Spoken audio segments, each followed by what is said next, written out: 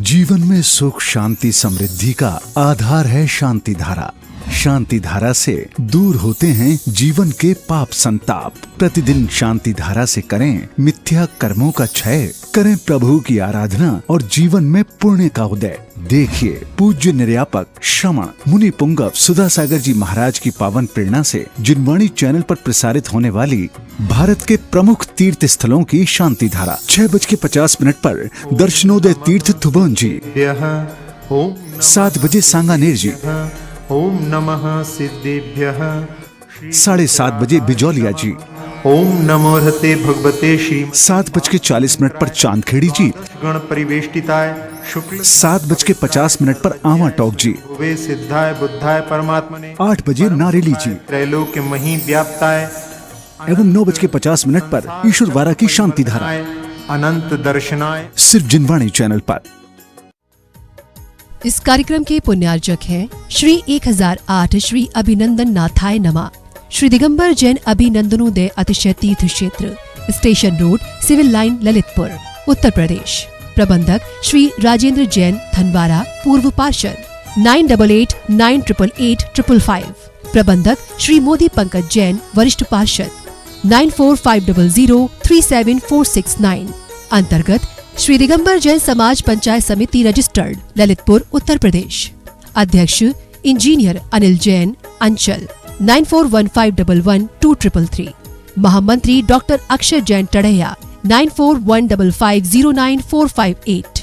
Senior manager Sharad Kumar Jain, Malaya, 7080732808।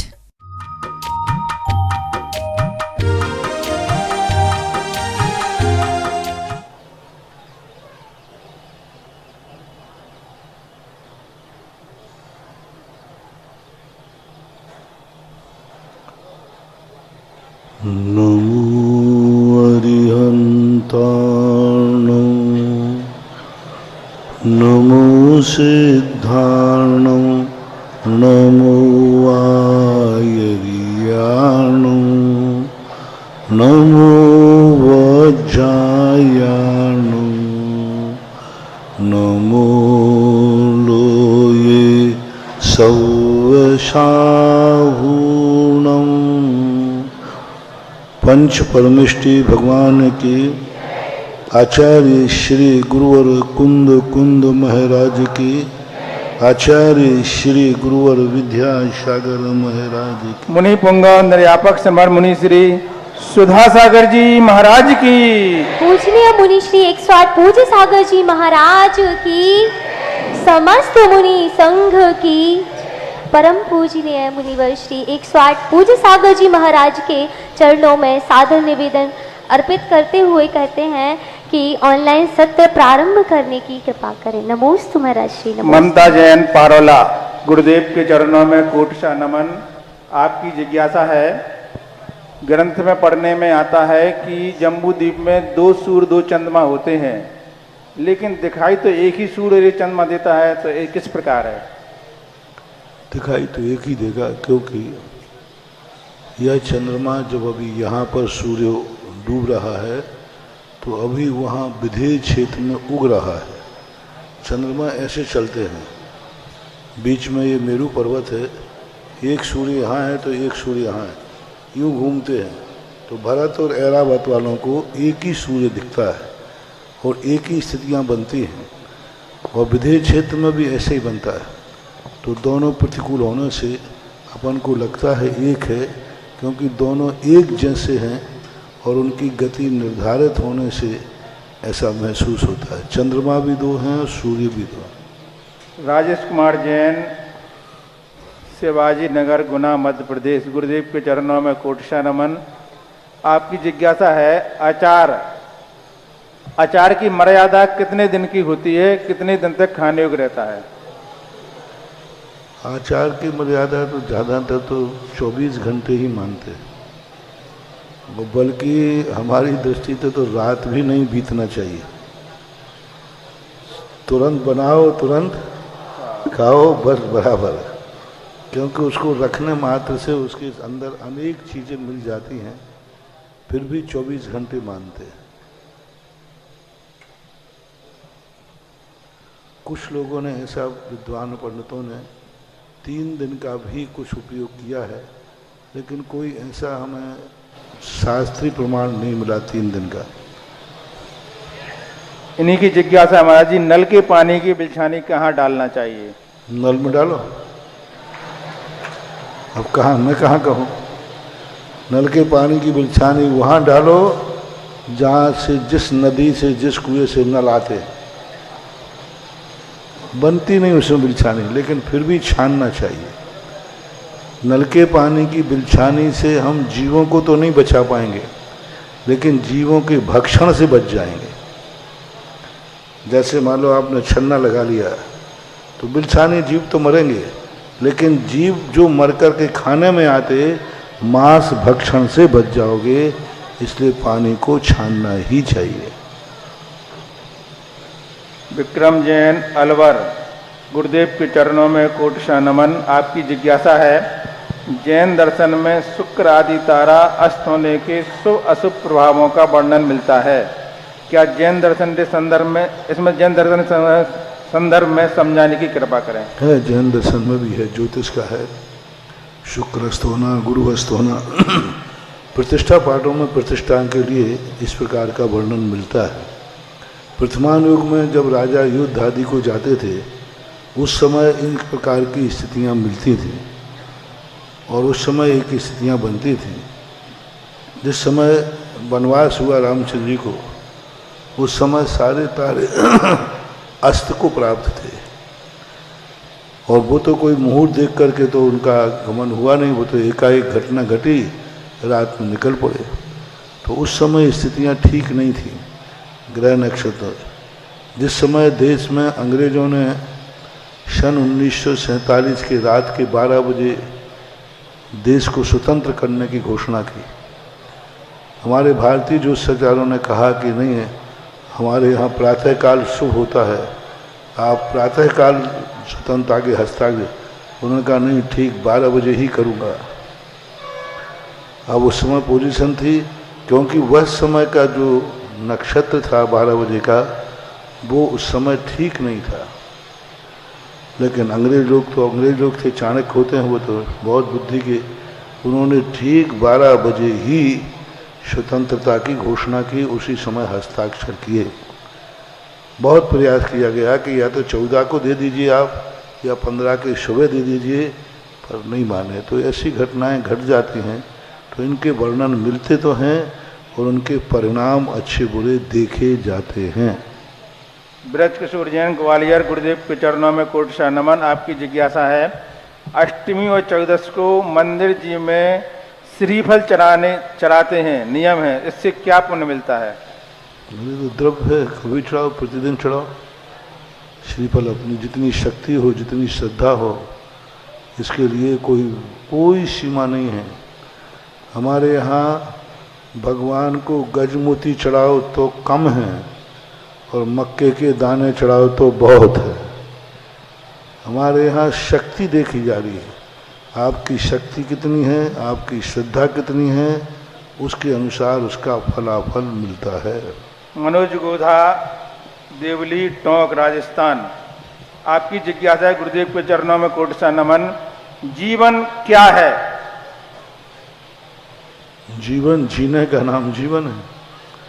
जिसको जीने की अनुमति, जो जी रहा है, जीने का अनुभव कर रहा है, वो जीवन है। जीव का जो अनुभूति है वो जीवन है। जैसे होने संबंधी भवन, ऐसा होना हो रहा है तो भवन है। भवनम, जो हो रहा जो जी रहा है, उसका नाम जीवन है। यही जीवन है। बाकी अब जीवन किस तरीके का जीवन चाहिए, वो अपनी अपनी इच्छा के ऊपर आता है। जीवन का शाब्दिक अर्थ तो है जीने की अनुभूति होना। मैं जी रहा हूँ, ऐसा जो परिणति है, उसी का नाम जीवन है। कल्याणमल जैन, रीवा, मध्य प्रदेश। गुरुदेव के चरणों में कोटि नमन। आपकी जिज्ञासा है कि जिनेन्द्र भगवान की प्रतिमा में अगर चिन्ह नहीं है तो प्रतिमा जिनेन्द्र भगवान, कौन से जिनेन्द्र भगवान की मानी जाएगी या सिद्ध भगवान की मानी जाएगी? अरहंत भगवान की मानी जाएगी, लेकिन आप उसके लिए क्या मानना चाहते हैं वह मान सकते हैं। चिन्ह होने की परंपरा 9वीं शताब्दी के बाद चिन्हों की स्थापना हुई। 9वीं शताब्दी के पूर्व की जितनी मूर्तियाँ मिलती हैं प्रायः उनमें चिन्ह देखने में नहीं आए। कुछित कदाचित कुछ उल्लेख में से मिलते हैं, उनकी प्राचीन मूर्तियों में भी चिन्ह होते हैं। शीला जैन भोपाल, गुरुदेव के चरणों में कोटि कोटि नमोस्तु। आपकी जिज्ञासा है कि कुछ लोग ऐसा मानते हैं कि हम धर्म का दिखावा नहीं करते, भक्ति हमारे मन में है, भक्ति दिखाई नहीं देती, तो ऐसे लोगों को क्या कहना चाहिए? ये उनकी बेईमानी है। फिर संसार के कार्यों में क्यों दिखावा करते हो? बेटे की शादी करते हो तो क्यों दिखावा करते हो? मकान बनाते हो तो क्यों दिखावा करते हो? बाहर का एलिवेशन। कपड़े पहनते हो तो कपड़ों पे प्रेस क्यों करते हो? ये दिखावापन नहीं है। जब घर में रिश्तेदार आवे तो अलग से नए आइटम क्यों बनते हैं? क्या ये दिखावा नहीं है? जैसे तुम प्रतिदिन रहते हो और किसी दिन तुम्हारे यहाँ रिश्तेदार आए तो भोजन में अंतर आता है कि नहीं? कपड़े लत्तों में, पहनने उठने बैठने में, तो क्यों? ये दिखावा नहीं है क्या? जब शादी में तुम्हारे बाराती लोग आते हैं तो किस प्रकार से तुम लोग डेकोरेशन करते हो, क्या करते हो? ये सब दिखावा नहीं है। संसार के कार्यों की तरफ तुम सोचते ही नहीं हो। परमार्थ के कार्यों में थोड़ा सा किसी ने किया, ये तो दिखावा है। अरे संसार के कार्यों में तुम कितना दिखावा कर रहे हो, कितना प्रदर्शन कर रहे हो, उसकी तरफ दृष्टि नहीं जाती। नगर पालिका ने सड़क पे पहले से लाइटें लगा के रखी हैं कि नहीं? पर बारात में वो क्या बोलते हो, हंडा लेके, लगता है कि बारात में थोड़े कम, उनके नजर कम होती होंगी, इसलिए क्यों करते हो? नगर पालिका की रखी और तुम रोज को निकल रहे हो उनमें से, फिर भी आप उसका प्रदर्शन करते हैं। जैसे जैसे संसार के कार्यों का प्रदर्शन है वैसे वैसे परमार्थ के कार्यों का प्रदर्शन होना ही चाहिए।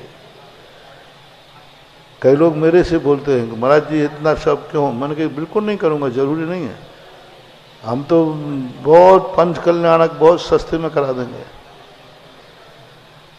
बस तुम शादी सस्ती कर दो, हम पंचकणक सस्ता कर देंगे और आगम के अनुसार कराएंगे, कोई कमी नहीं रखेंगे। 500 रुपये में पंचकणक करा देंगे, 500 में भी 100 रुपया बचा ही देंगे। पक्का पंचकणक बिल्कुल आगम के अनुसार होगा, कहीं कमी नहीं रखूंगा। बस तो एक जयपुर की घटना है, एक सज्जन से सुधारवादी लोग बोलते हैं, मैंने कर दूंगा। बोलो महाराज जी बस यही आप प्रवचन में बोलो, ये पंचकणक बहुत खर्च हो रहा है, अनाप शनाप खर्च करते लोग, ये हाथी ये डोरा। मैंने कहा शर्त एक है हमारी, तुम नियम ले लो, सारे श्रावक 500 रुपये में शादी करेंगे और गारंटी मैं लेता हूं 500 रुपये में निर्दोष शादी होगी, तुम्हारी कोई शादी में कमी नहीं करूंगा, कुछ नहीं करूंगा। मैंने शास्त्रों में 500 रुपये में 500 में भी बचेंगे और कुछ नहीं करना। हल्दी कितनी सी चाहिए दोनों के हाथ पीले करने को? एक एक माला दे दो, दोनों के हल्दी के हाथ पीले करो, ऐसे हाथ मिलाओ, माला डालो, थैंक यू वेरी मच, जाओ खेलो कुंद मस्त।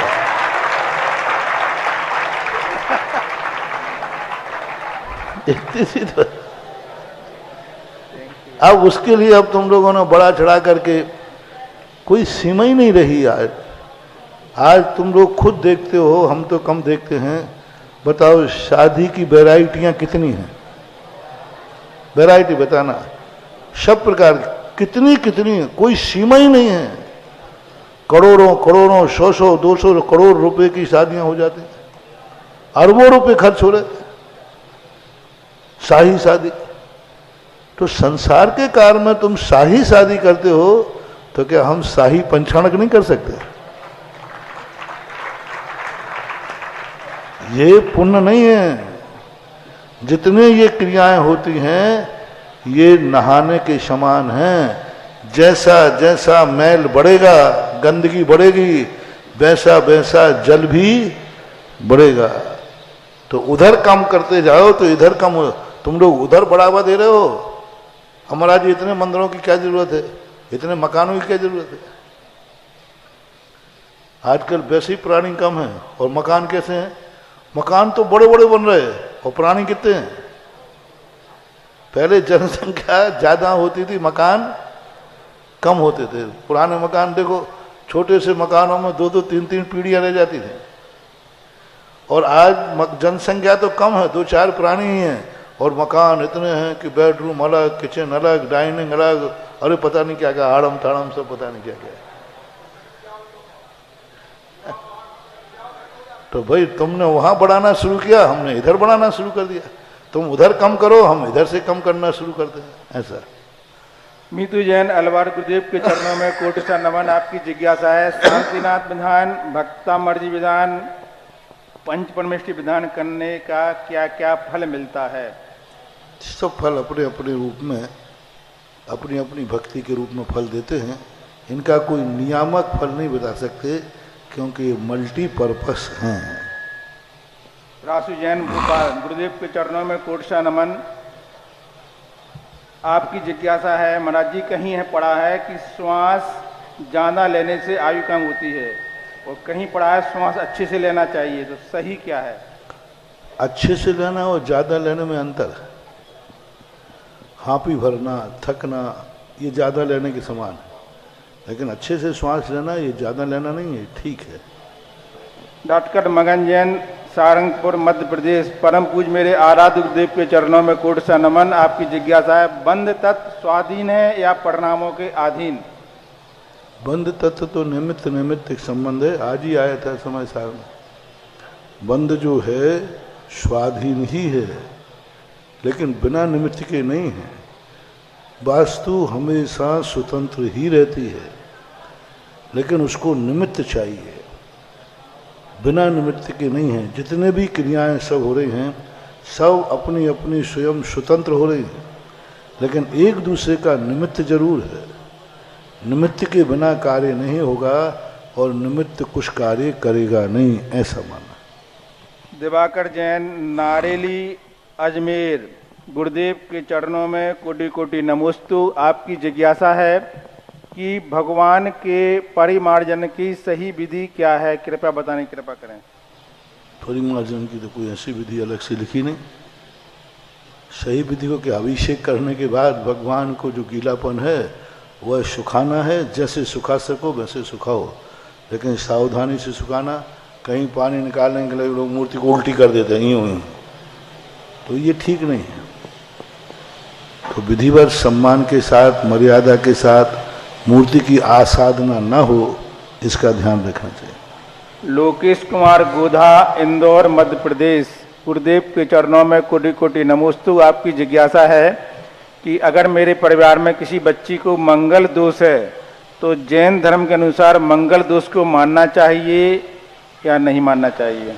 अब किसी ज्योतिषाचार्य से पूछो, मुझे ही पंडा मत बना दो। मैं अलग से बताऊंगा नहीं, और मैं प्रवचनों में सब बता चुका हूं। मैं सब बता देता हूं क्योंकि मुझे सब, मतलब वो कहते हैं ना, सब चीजें हैं मेरे दिमाग में, लेकिन अलग से बताऊंगा नहीं और प्रवचन में कोई चीज छोड़ता नहीं। मैंने पंच परमेष्टि के स्वरूप में मंगल की शांति का उपाय बता चुका हूं, लेकिन तुम अलग से पूछ रहे हो तो मैं नहीं बताऊंगा। अलग से बताना झाड़ा फूंकी है, प्रवचन में बताना ये आगम की बात है। सोनम जैन, ललितपुर, गुरुदेव के चरणों में कोटि सा नमन। आपकी जिज्ञासा है, रात में सोते समय चारों प्रकार के आहार का त्याग का नियम लेते हैं, लेकिन रमोकार मंत्र नहीं पढ़ पाते हैं, तो नियम टूटा माना जाएगा? संकल्प तो करना ही चाहिए। संकल्प का कोई प्रतीक तो हो, संकल्प की कोई साक्षी तो हो। एक संकल्प मन में होता है और एक साक्षी पूर्वक होता है। पंच परमेष्टि का नाम लेने से वो साक्षी बन जाते हैं कि हमने पंच परमेष्टियों की साक्षी में यह व्रत लिया है। जब किसी साक्षी में व्रत लिया जाए तो उसमें दृढ़ता आती है। अमर जैन, जबेरा, गुरुदेव के चरणों में कोटि सा नमन। आपकी जिज्ञासा है, देवों में और नारकियों की आयु में, देवों और नारकियों की आयु अधिक एवं मनुष्य एवं तिरंचों की आयु कम क्यों होती है? क्योंकि वो पुण्य और पाप का फल है। मनुष्य और देवायु के जो हैं ना तो अति पुण्य होता है ना अति पाप होता है, इसलिए मध्यम रूप से मध्यलोक में मृतलोक कहलाता है। इनकी आयु स्वभाव से नेचर से कम है, इनके मनुष्य और त्रियंचों के पाप इतने ही दिनों में कट जाते हैं, लेकिन देव और नरक जो जाते हैं उनके पुण्य और पाप दीर्घ आयामी रहते हैं, निधत्त निकाचित रहते हैं। देवों का पुण्य निधत्त निकाचित होता है, नारकियों का दुख निधत्त निकाचित होता है, मनुष्य त्रियंचों में निधत्त निकाचितता कम होती है। हम कंकड़ पत्थर अबोध हैं गुरुवर, तुम हम सबके हीरो हो। मैं दुखिया अनंत संसारी, तुम हम सबके पीर हो। अनेकांत का युद्ध भयंकर, अनेकांत का युद्ध भयंकर, तुम मेरे शमशीर गुरु। मैं चंदन वाला आंख बिछाए, तुम मेरे महावीर गुरु, तुम मेरे महावीर गुरु।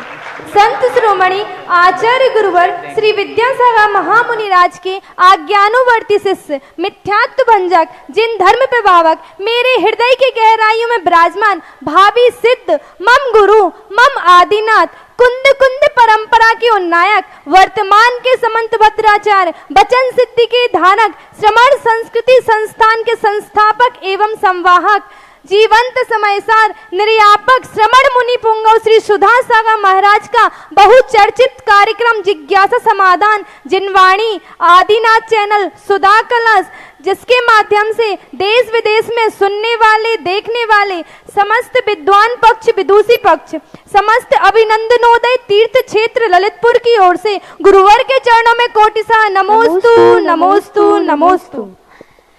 गुरुदेव की अनुकंपा देखिए कि ये जो समय सार का शिक्षण शिविर लगाया जा रहा है वो 10 दिनों तक इसी प्रांगण में, इसी क्षेत्र में और हम सभी तक सीमित रहता, परंतु आज गुरुदेव की अनुकंपा से हमें लाइव ऑनलाइन स्वाध्याय कक्षा चलाने का ये अवसर प्राप्त हुआ, जिसका प्रथम सत्र सुबह 5:30 बजे से 7 बजे तक और द्वितीय सत्र दोपहर 2:30 बजे से 4 बजे तक चलता है, जिससे हम समय सार रूपी अमृत का पान प्राप्त कर सकते हैं।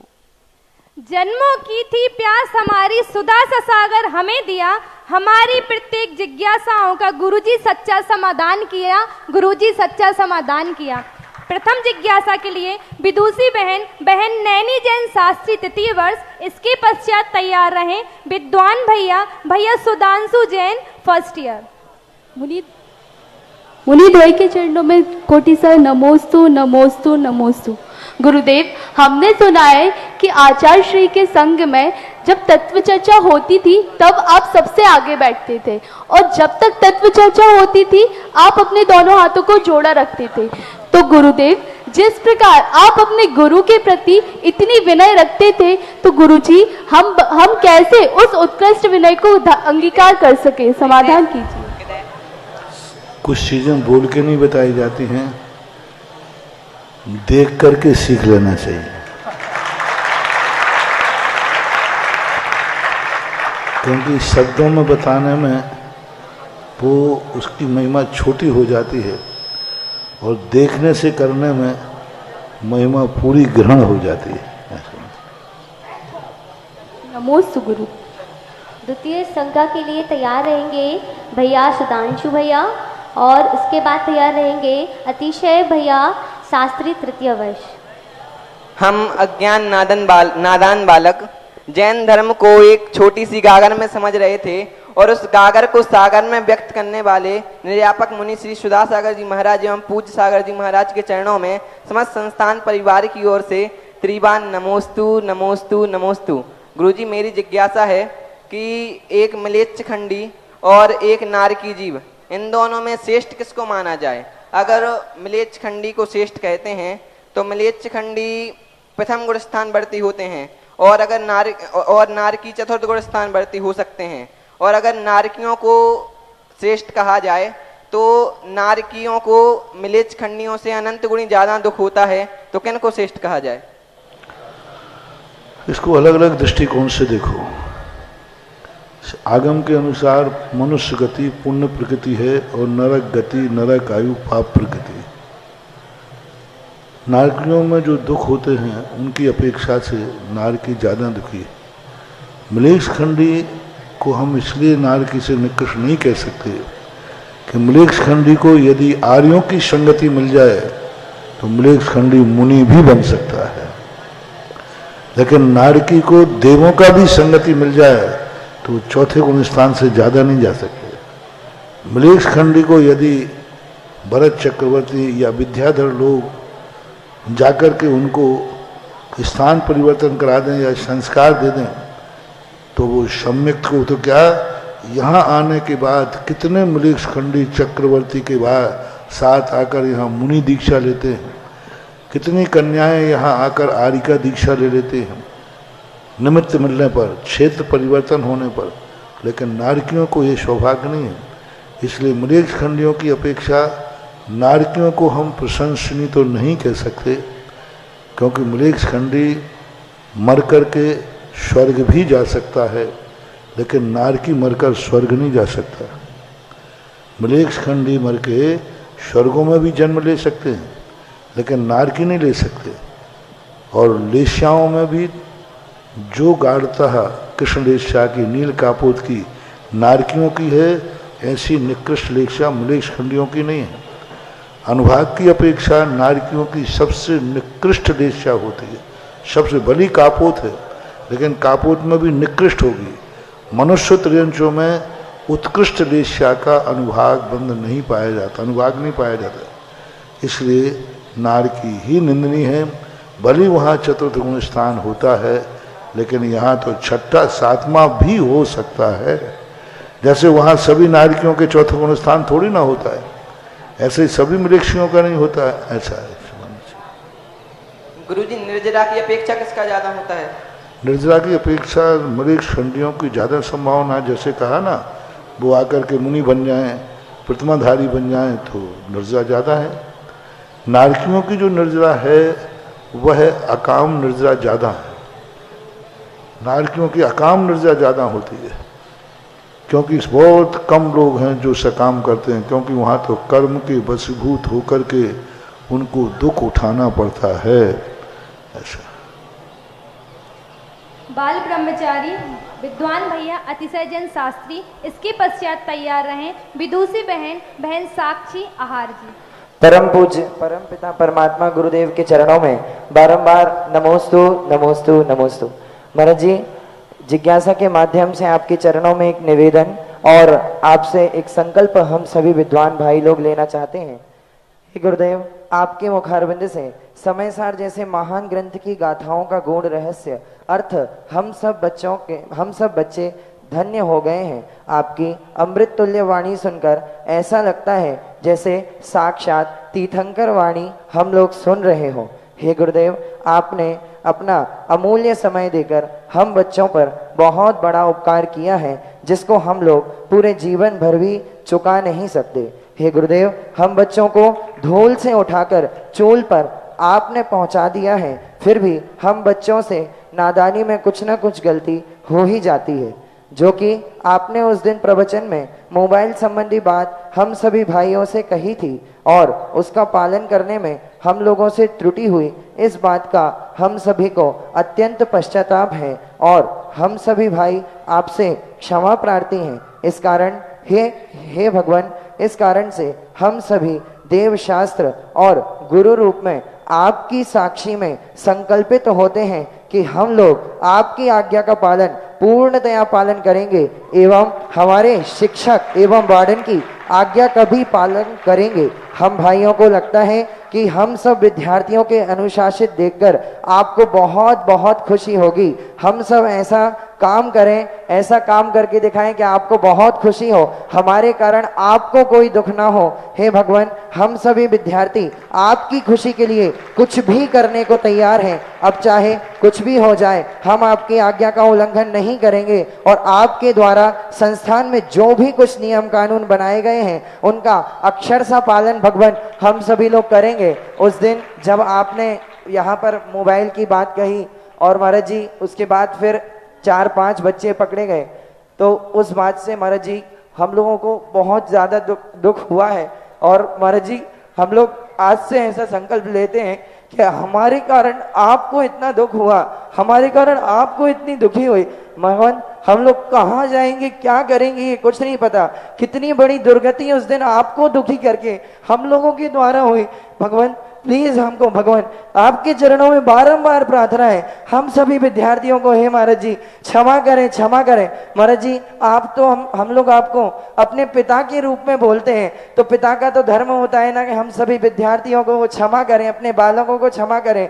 महाराज जी आज के बाद हम लोग ऐसा कोई कार्य नहीं करेंगे कि जिससे आपके दिल को दुख हो, आपके मन को ठेस पहुंचे। हम सभी आपके चरणों में ऐसा संकल्प लेते हैं कि आपने इतनी बड़ी बात कही, उसके बाद भी हम अज्ञानी, हम धूर्त लोगों से ऐसी गलती हुई, अब भगवान ऐसी गलती दोबारा से कभी भी नहीं होगी। आप बस महाराज जी आशीर्वाद दें, हम आपके चरणों में इस मोबाइल को त्याग करना चाहते हैं और आपके ही जैसा बनना चाहते हैं। हे भगवान हम लोगों को आशीर्वाद दें कि हम लोग इस नियम को, इस संकल्प को पालन करने में बस भगवान पूरी ताकत लगा सके। महाराज जी प्लीज हम लोगों को क्षमा करें, महाराज जी क्षमा करें। अभी भी कोई महाराज जी सभी लोग तैयार है, सभी लोगों की उसी से अनुमति से किया गया है और सारे भाई हाथ जोड़ करके हाथ खड़े कर रहे हैं कि भगवान आज से हम लोग ऐसा कार्य नहीं करेंगे जिससे आप दुखित हो। नहीं हाथ उठा, बैठे रहो, हाथ उठा दो किले, एक एक हाथ उठाओ, एक एक हाथ। देखो बीच में एक बच्चे नहीं उठा रहे। देखो बेईमानी से क्षमा मत मांगना भाई। देखो हम, मुझे मालूम है पूज्य सागर जी ने अच्छी तरह पढ़ा लिखा के भेजा है। नहीं महाराज जी उस दिन जो आपको दुख हुआ उसको देख देखो अंदर से ही परिणति करना। देखो जो भी नियम बनाए गए हैं तुम लोगों के हित में बनाए गए, और तुम्हें कोई परेशानी है तो बताओ ना। तुमने जितनी शिकायतें की, मैंने क्या कहा, तुम्हारी 80% शिकायतें हमने एक्सेप्ट कर ली और वो फॉलो भी हो जाएंगी, चिंता नहीं करो। लेकिन तुम लोग हमारी तो कुछ तो ऐसी बातों को है, इन सब चीज़ों से कितना नुकसान हो रहा है। ठीक है, एक बार पूज्य गुरुदेव के सामने एक बात आई, रामायण चल रही थी। उन्होंने कहा महाराज जी आप लोग रामायण देखने में क्या बुराई है, रामायण देखने में क्या बुराई है। तो आचार्य ने कहा बुराई तो कुछ नहीं है, तो महाराज जी लगा दो रामायण देखने की टीवी। तो आचार्य ने कहा मैं तो रामायण देखूंगा, दुनिया में क्या चलता है महाराज जी टीवी देख। अब टीवी देखना कितना बुरा शब्द है, बोलो।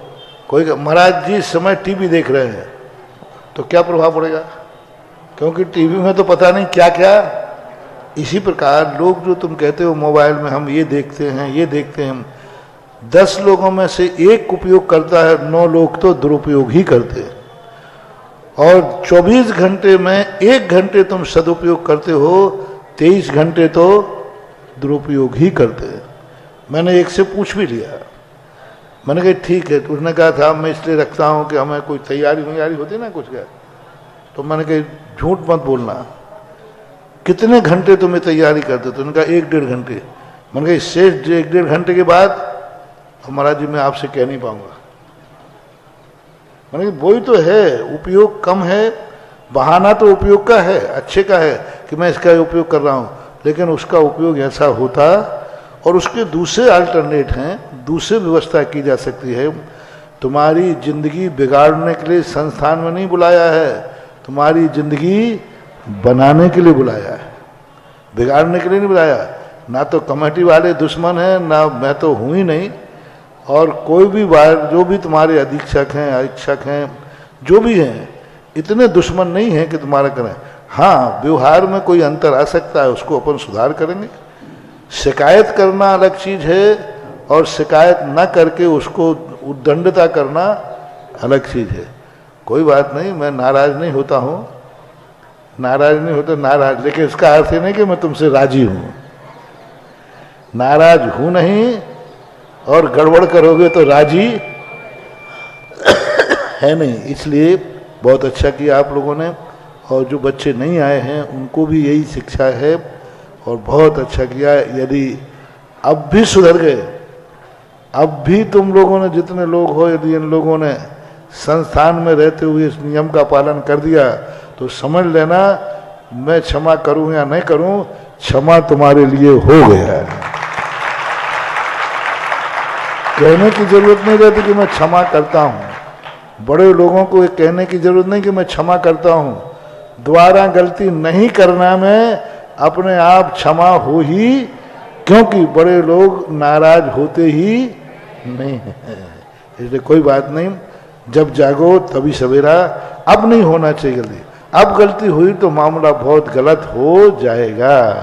महाराज जी जिज्ञासा थी कि जो पूर्वाचार्य हुए हैं, जैसे आचार्य कुंद कुंद भगवान हैं, अमृतचंद्र महाराज हैं, जिनसेन आचार्य, समंत्रभद्र आचार्य, तो उनमें ऐसी क्या शक्ति है?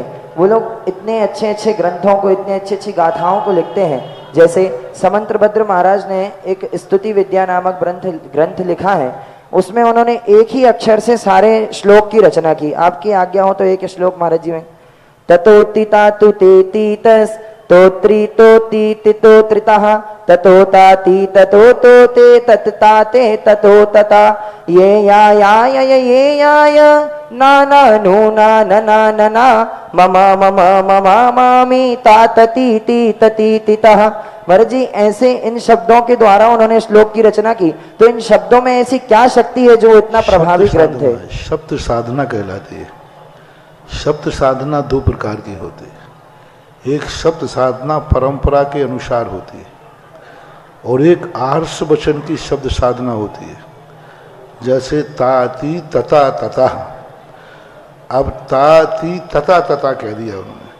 अब तथा तथा का अर्थ एक तो हमें कोश में मिल जाएगा, तथा तथा कोश में मिल जाएगा, और नहीं मिलेगा तो आर्ष लोग इतने प्रमाणिक होते हैं, वो जिस अर्थ में लिख देंगे उसी दिन से वह अर्थ कोश में शामिल हो जाता है। हर समय महान आत्माओं के मुख से निकले हुए शब्दों से कोश बढ़ता है, कोश में वृद्धि करते हैं। तो एक तो उनको रूढ़िगत अर्थ को प्राप्त करते हैं, और रूढ़िगत अर्थ जब प्राप्त ना हो तो वो खुद स्वयं एक अर्थ निकाल करके और वहाँ कोड कर देते हैं, यहाँ यह अर्थ लेना, तो अगली बार कोश में छप जाएगा, इसका अर्थ ये है। तो समंत्रभद्र की स्तुति विद्या में दोनों चीज़ें हैं। कुछ शब्दों में उन्होंने कोर्स के अनुसार परंपरा से वो अर्थ हैं, और कुछ उन्होंने खुद उनको बना करके उन शब्दों को कोर्स संज्ञा बढ़ा दी गई। तो हम जैसे अमृतचंद सूर्य हमेशा उन शब्दों का प्रयोग करते हैं जो प्रचलित में नहीं है। अब तुमसे कह दिया हिर्षिक, अब हिर्षिक में कितने लोग समझे? हिर्षिक है, हिर्षिक इंद्रिय हमारे जी, इंद्रिय देखो हिर्षिक शब्द में बहुत कम लोग कभी करवाए, और हिर्षिक आने कितना सरल अर्थ है, इंद्रिय। अब उन्होंने हिर्षिक का प्रयोग कर देंगे तो उनका परिचय ये होता है कि जिससे एक कठिन शब्द भी प्रचलन में आए, कहीं ये गायब ना हो जाए। तो इस प्रकार की स्थिति, स्तुति विद्या बहुत अच्छा ग्रंथ है। पहले आचार्य हैं जिन्होंने 24 भगवान की स्तुति 2 बार की, एक स्वयंभू स्तुति में और एक स्तुति विद्या। अभी तक और किसी आचार्य ने 1 बार ही लिखा है, इन्होंने 2 बार स्तुति की 24 भगवानों की। महाराज जी आपका आशीर्वाद चाहते हैं, स्तुति विद्या याद कर रहे हैं महाराज जी। हाँ करना चाहिए, अच्छी बात। नमोस्तु महाराज जी, नमोस्तु। गुरुवर तेरे हम पे उपकार बड़े हैं, इसीलिए हम गुरुवर तेरे चरणों में खड़े हैं। गुरुवर तेरी छवि अनोखी, चोखा तेरा मन है। गुरुवर तेरी छवि अनोखी, चोखा तेरा मन है। तेरे चरणों से स्पर्शित पवित्र हर कण कण है। तेरे चरणों से स्पर्शित पवित्र हर कण कण है। बहन साक्षी शास्त्री प्रथम वर्ष। पितृतुल गुरुवर के चरणों में बारंबार नमोस्तु नमोस्तु नमोस्तु। गुरुदेव हमने सुना है कि सम्यक दर्शन के बाद सम्यक ज्ञान होता है, लेकिन अभी कुंडलपुर संगोष्ठी में आचार्य श्री ने बताया कि सम्यक दर्शन के बाद सम्यक ज्ञान हो यह निश्चित नहीं। वहाँ आचार्य श्री जी ने किस अपेक्षा से कहा था, और हमें दर्शन ज्ञान को युगपथ समझना चाहिए या नहीं? सम्यक ज्ञान के 2 रूप हैं, एक द्रव्य शुद्ध और एक भाव शुद्ध। तो द्रव्य शुद्ध सम्यक दर्शन होने के बाद द्रव्य शुद्ध किसी को ज्ञान में हो, ये कोई नियम नहीं, जिसे द्वादशांग रूप ज्ञान कहते हैं। जैसे त्रियंचों को सम्यक दर्शन तो है, लेकिन द्वादशांग श्रुत नहीं है उनके पास, भाव श्रुत है, द्रव्य शुद्ध नहीं है। तो सम्यक दर्शन के बाद द्रव्य शुद्ध हो द्वादशांग रूप, ये कोई नियम नहीं है। भाव शुद्ध जरूर होता है, क्योंकि सम्यक ज्ञान और सम्यक दर्शन दोनों युगपद होते हु प्रकाश दीपकते हुई, वो कथन द्रव्य शुद्ध की अपेक्षा है, भाव शुद्ध की अपेक्षा नहीं। विदुषी महिला मंजू जी छावड़ा सांगानेर जयपुर। इसके पश्चात तैयार रहें विदुषी बहन रिया करवेल शास्त्री प्रथम वर्ष।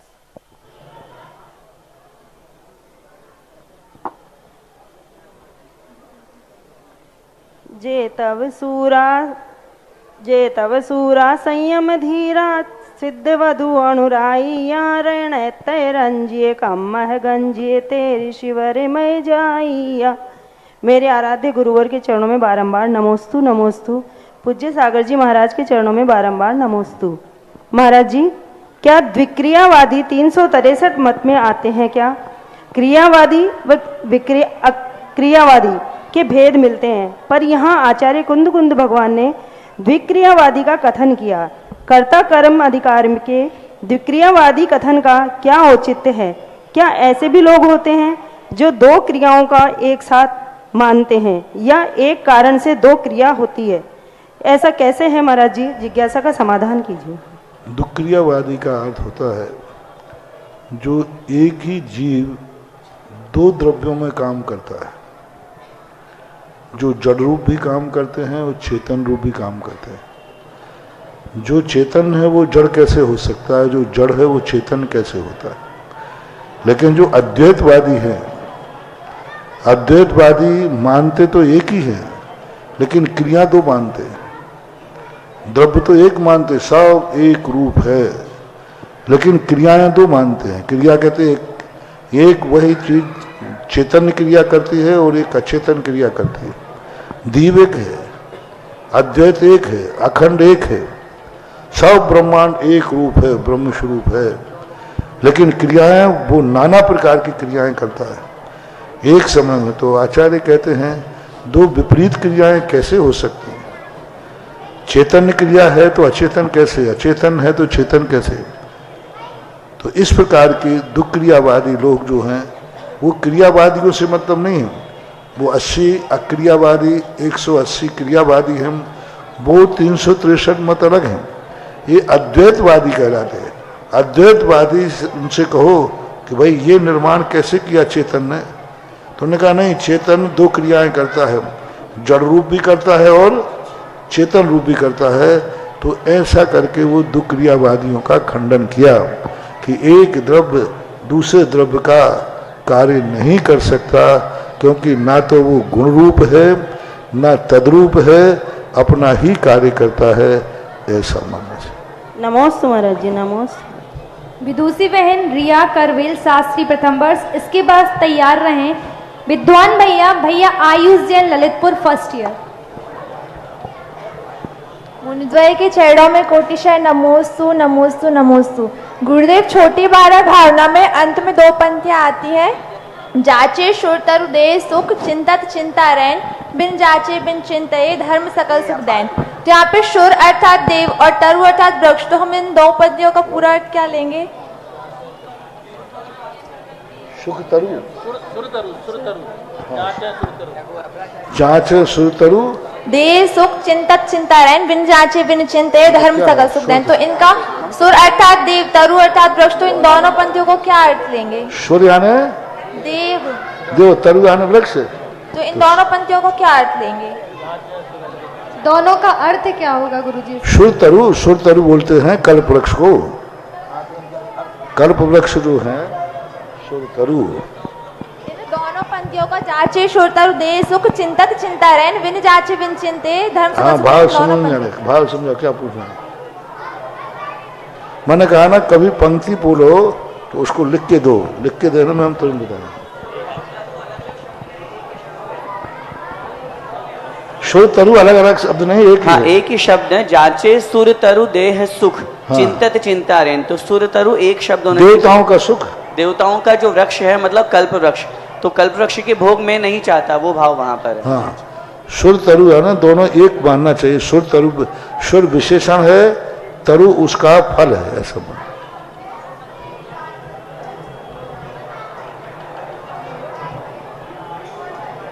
भैया आयुष जी जैन, ललितपुर, फर्स्ट ईयर। मम पितातुल गुरुवर के चरणों में मेरा बारंबार नमोस्तु नमोस्तु नमोस्तु। गुरुवर, मेरी एक छोटी सी जिज्ञासा है कि आचार्य श्री विद्यासागर जी को दीक्षा मुनि श्री ज्ञान सागर जी ने दी थी कि आचार्य श्री ज्ञान सागर जी ने दी थी? क्योंकि गुरुवर हम सब अंतरात्रि महापुरुष पिक्चर देखने गए थे, तो उसमें बताया कि आचार्य श्री को दीक्षा मुनि श्री ज्ञान सागर जी ने दी है, तो सही क्या है कि आचार्य ज्ञान सागर जी ने दी थी कि मुनि ज्ञान सागर जी ने? ये पक्का है दीक्षा दी है, ये पक्का है दीक्षा उन्होंने दी है, ये तो पक्का है। अब बाकी के तुमसे, जिस समय आचार्य श्री की दीक्षा हुई उस समय आचार्य ज्ञान सागर मुनि महाराज ही थे। आज विवेक सागर महाराज की दीक्षा के समय संघ ने उनको आचार्य पद दिया। जैसे पूज्यवर शांति सागर महाराज ने मुनि दीक्षा, मुनि जब थे 7 मुनि दीक्षाएं दी थी उन्होंने।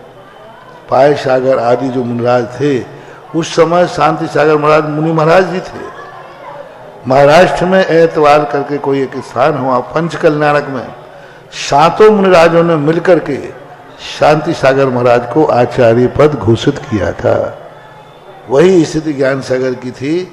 मुनि महाराज ने मुनि अवस्था में इनकी दीक्षा हो चुकी थी, 2-3 दीक्षाएं और हो चुकी थी। बाद में जब विवेक सागर की दीक्षा हो रही थी उस समय संघ के साधुओं ने मिलकर के आचार्य ज्ञान सागर महाराज को आचार्य पद दिया था, जिसकी घोषणा मंच पर माणिक चंद जी वकील साहब गदिया हैं उनके द्वारा की गई थी, क्योंकि उस समय वो मंच संचालक थे। नमस्ते। श्राविका शिरोमणि पंचम प्रतिमाधारी महान दानवीर सुश्रीमती सुशीला जी जैन, पाटनी आर के मार्वल्स। इसके पश्चात तैयार रहे विदुषी बहन मयूरी जैन, शास्त्री, तृतीय वर्ष।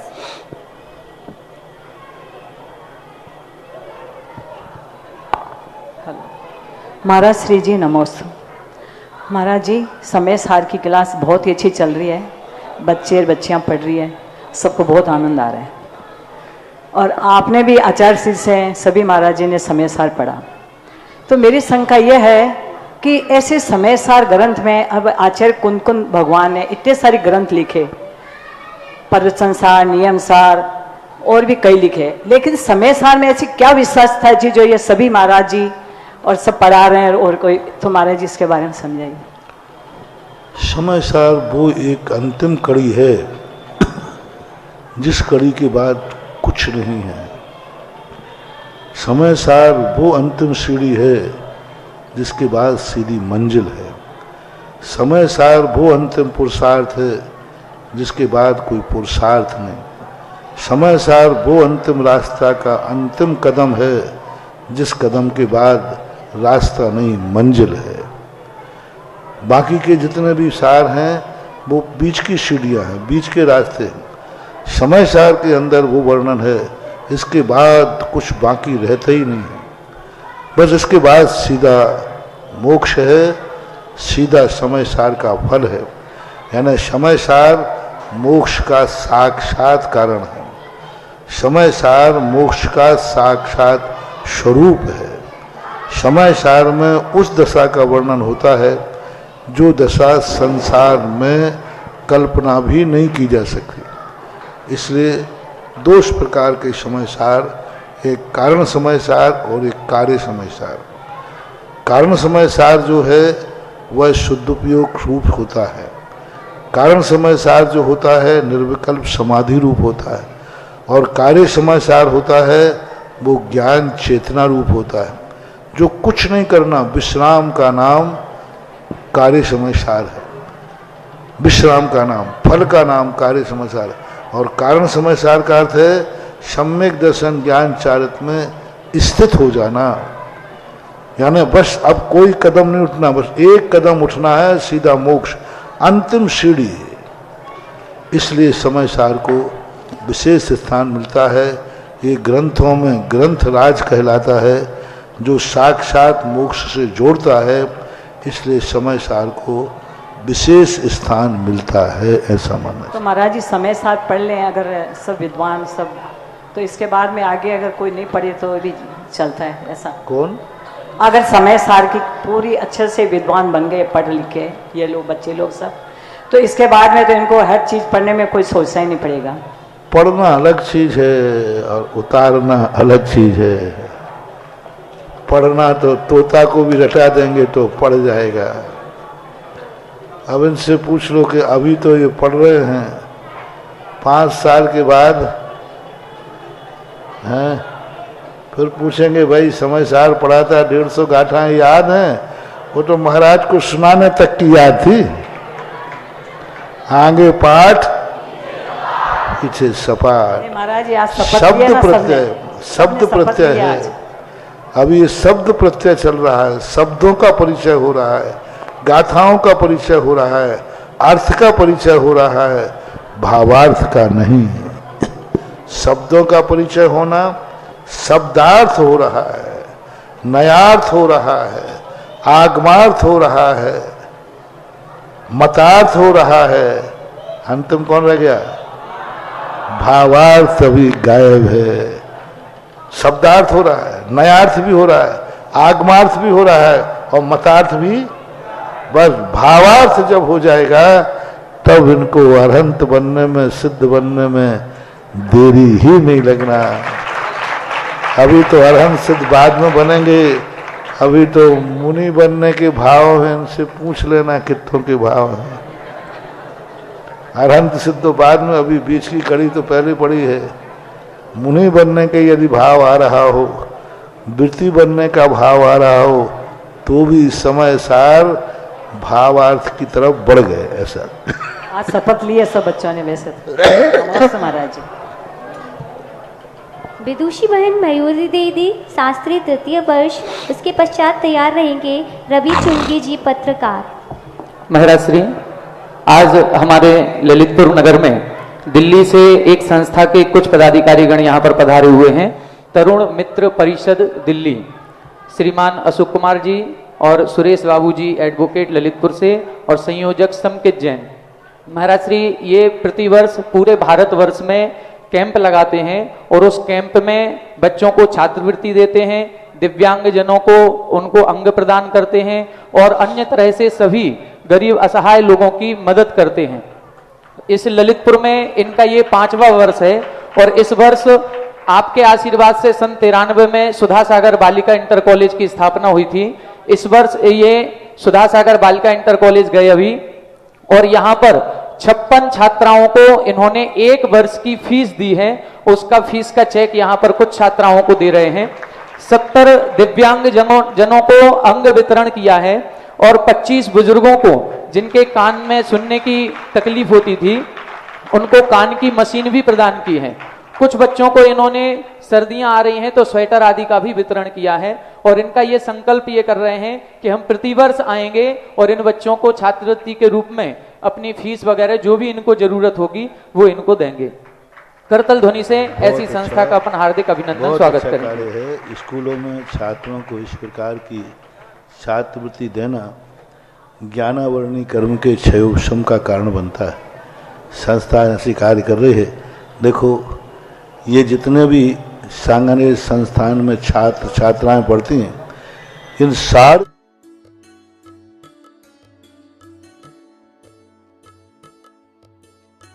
और आज से नहीं 25 साल से देते आए हैं, और पूरे छात्रों, पूरे स्कूल के छात्रों की।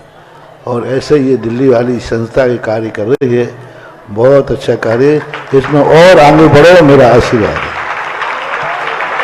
इसी क्रम में आज भक्ति कलश की राशि लेकर के आए हैं श्रीमान रविंद्र जी, अंजना जी, शशांक जी, अंकित जी, श्रीमती अंशुल जी, श्रीमती रूपल जी, जिनीसा जी, रिवांश जी, समस्त बुखारिया परिवार। इन्होंने देवोदय तीर्थ क्षेत्र की संरक्षक पद की भी स्वीकृति प्रदान की है और प्रथम किस्त उसकी भी जमा कर रहे हैं। दूसरा सेरोंजी क्षेत्र के लिए भी श्रीमान हुकुमचंद जी, चंद्रप्रभा जी, प्रदीप जी, रीनू जी, कुलदीप जी, दीप्ति जी, दैविक जी, कनक जी, ऋषिका जी, देवा जी, सेरोंजी क्षेत्र के लिए भी ये अपनी एक कलश की राशि प्रदान कर रहे हैं।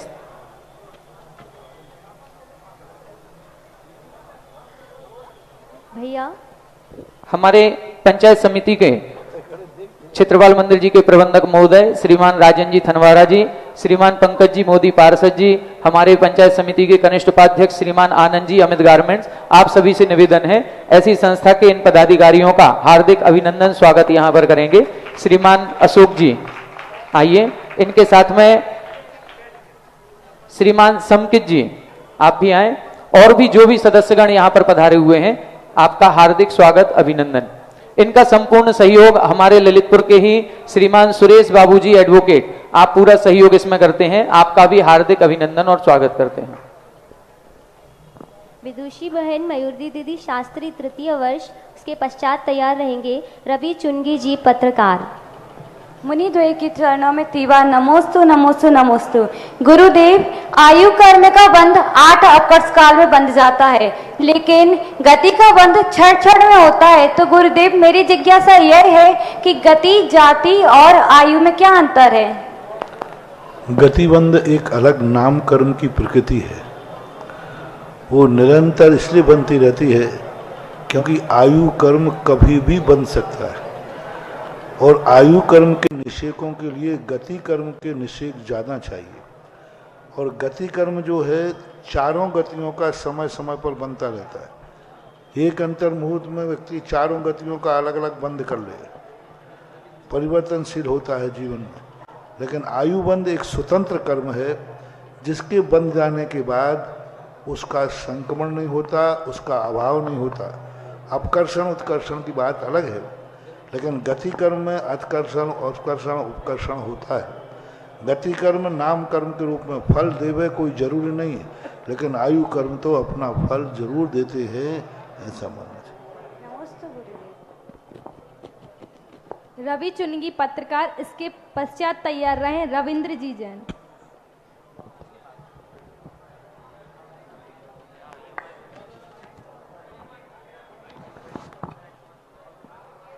हेलो।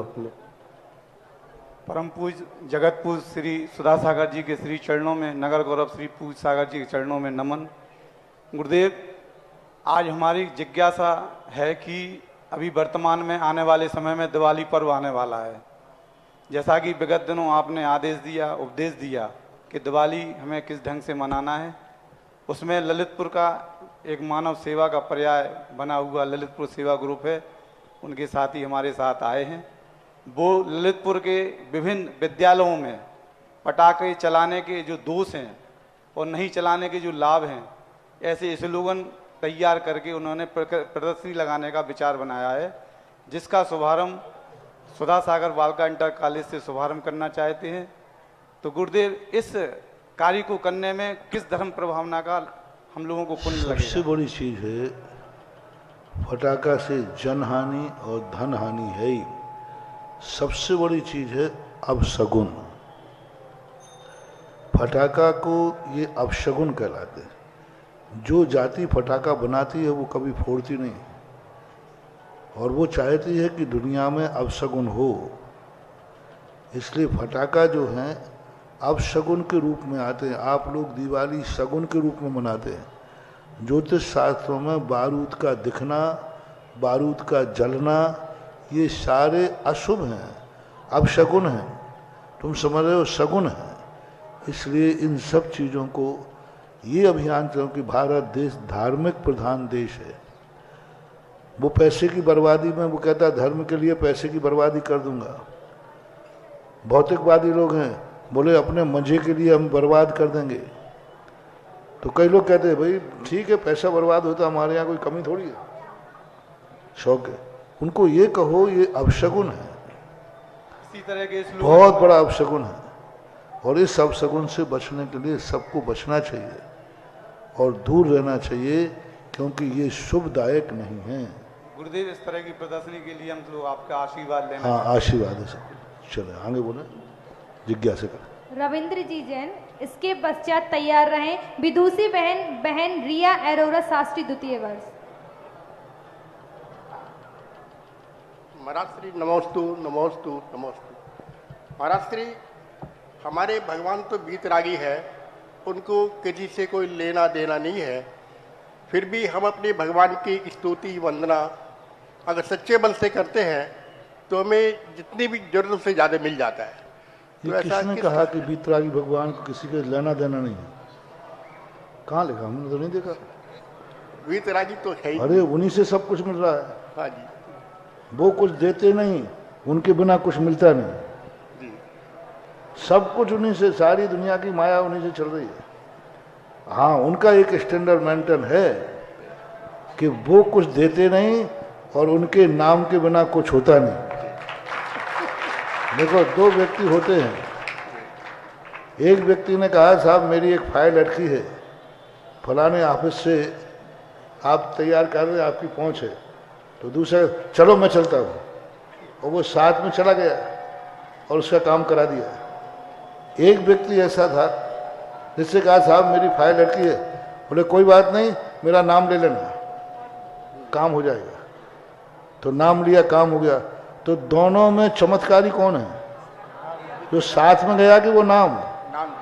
हमारे वीतराग भगवान ऐसे ही हैं, वो कहते मुझे जाने नाम ले लेना, काम हो जाएगा। उन्हीं के नाम से सब काम हो रहा है। करते हैं आप गुरुदेव मेरा नाम हो रहा है। अद्याप यस्याजित शासनस्य सताम प्रणेतो प्रतिमंगलार्थम प्रगृह्यते नाम परम पवित्रम सुसिद्धि कामेन जनेन लोके। हे भगवान, आपकी कैसी माया है। आप किसी को कुछ देते नहीं और आपके बिना दुनिया में किसी को कुछ मिलता नहीं। आप किसी के साथ जाते नहीं, लेकिन आपका जैसे ही नाम लेते हैं हमारे सारे अमंगल मंगल में बदल जाते हैं। इसलिए कहना गलत है बाबू, भगवान को किसी से लेना देना नहीं, सब उन्हीं की देन है। पर फर्क इतना है, वो स्वयं नहीं देते हैं, उनके नाम से मिल जाता है। तो ये और शक्तिमान हुए। जो हाथ से देगा वो कितना देगा, जिनके नाम से मिलेगा उसकी कोई सीमा नहीं है, ऐसा मान लो। इस बात का जवाब 2000 वर्ष पहले समंत्रभद्र महाराज ने अजितनाथ भगवान की स्तुति करते हुए लिख दिया था। उन्होंने सोचा होगा 2000 बार कोई पूछेगा ये तो वीतरागी बाबा हैं, इनके पास क्या रखा है। मां आराध्य गुरुवर के चरणों में बारंबार नमोस्तु। गुरुवार आपने बताया कि ग्रंथ की असाधना करने से तीव्र ज्ञानावाहिनी कर्म का बंद होता है, तो हम ग्रंथ की असाधना से कैसे बचे? अगर अनजाने में हो जाए तो उसका क्या प्रायश्चित हो? गुरुवार समाधान कीजिए। अनजाने में होना अलग चीज है, पहले जान करके तो नहीं करो। जान के नहीं रखना, कहीं रख देना, कहीं उठा देना, कहीं उसी के सामने बैठे हैं, ग्रंथ सामने रखा है और तुम उसकी आसाधना कर रहे, नीचे रख दिया, जमीन पर रख दिया। ग्रंथ है, हम पढ़ सकते हैं, फिर भी नहीं पढ़ रहे हैं। तो ऐसी आसाधना, कई प्रकार की आसाधनाएं होती हैं। अबुद्धिपूर्वक का तो ठीक है, बुद्धिपूर्वक नहीं करना चाहिए। नमोस्तु गुरुदेव। अंतिम जिज्ञासा के लिए तैयार रहें ब्रह्मचारी सविता दीदी।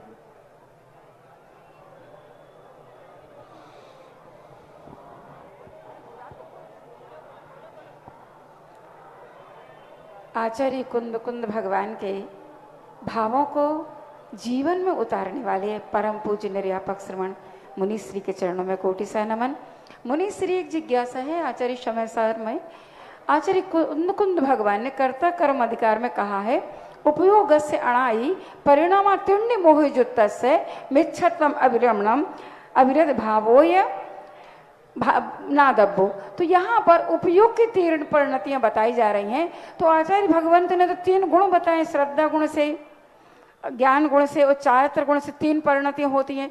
तो फिर ये ज्ञान गुण की अपन कैसे परिणति मान सकते हैं?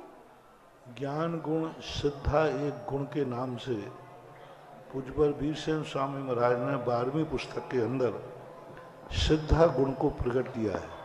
सठखंडागम में एक सूत्र आया, श्रद्धा गुण की पर्याय है। लेकिन अन्य किसी शास्त्रों में श्रद्धा गुण नाम का हमने कहीं गुण नहीं पढ़ा।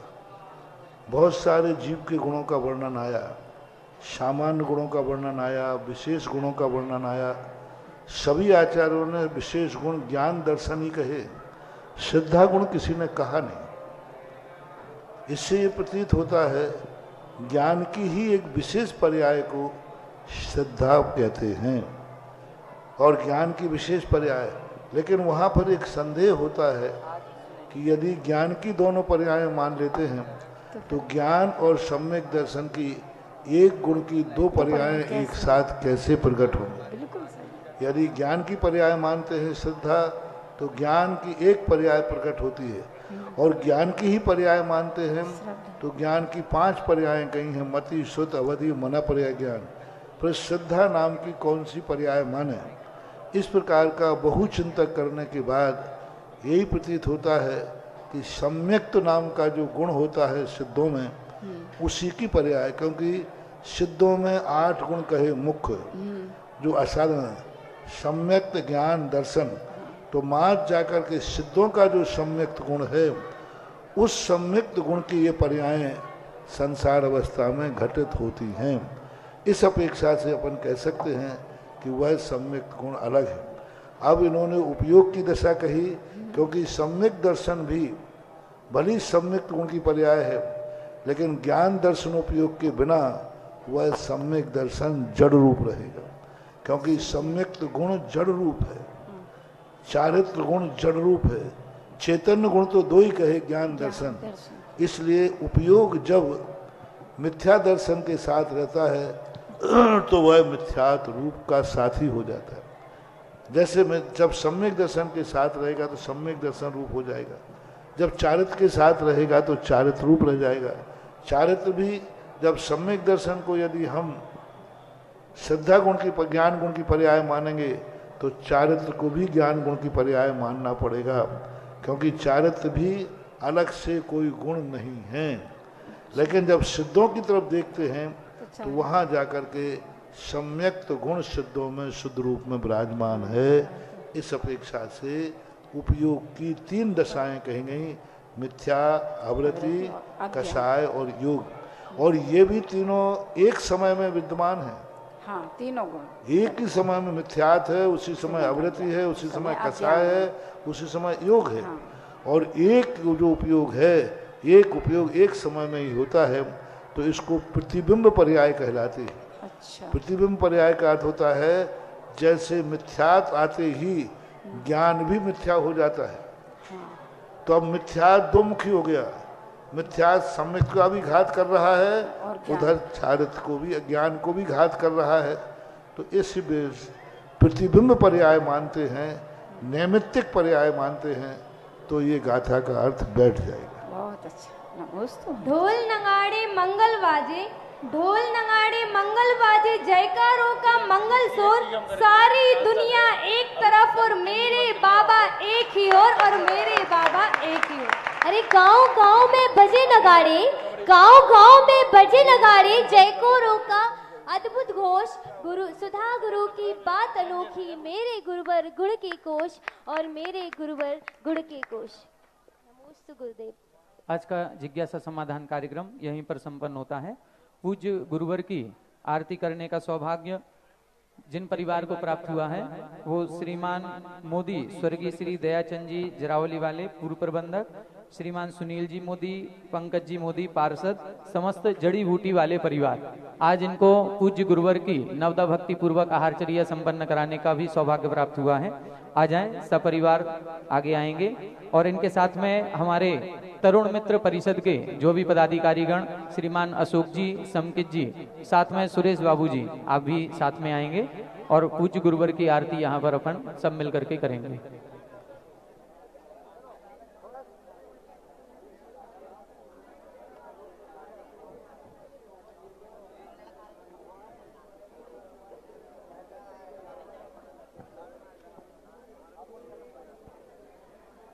और साथ में हमारी श्राविका श्रोमणी, दान श्रोमणी, श्रावक श्रेष्ठी श्रीमती सुशीला जी पाटनी जी, साथ में हमारी बालिका छात्रावास की अधिष्ठात्री शीला जी ढोंडिया जी, मंजू जी छावड़ा जी, सभी लोग आएंगे।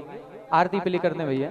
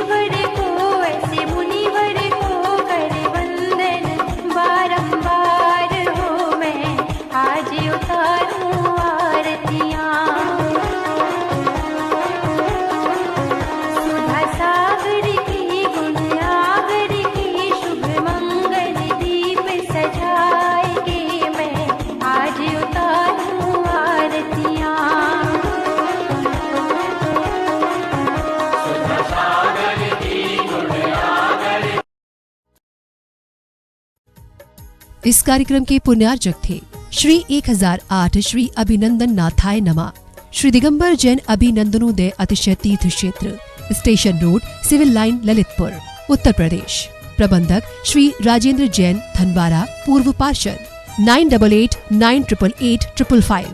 प्रबंधक श्री मोदी पंकज जैन, वरिष्ठ पार्षद, 9450037469। अंतर्गत श्री दिगंबर जैन समाज पंचायत समिति रजिस्टर्ड, ललितपुर, उत्तर प्रदेश। अध्यक्ष इंजीनियर अनिल जैन, अंचल, 9415112333। महामंत्री doctor Akshay Jain Tadaiya, 9415509458। Senior manager Sharad Kumar Jain, Malaya, 7080732808।